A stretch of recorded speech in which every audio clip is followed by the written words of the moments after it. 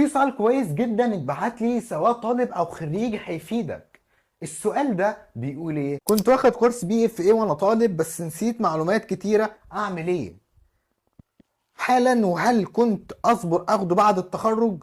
يا ريت تقول لي نصيحتك. بص هقول لك على حاجة. انت سواء كنت طالب او خريج، فكورس البي اف ايه قلنا قبل كده الف مرة هو مهم. هل هو غلطان ان هو خده وهو طالب؟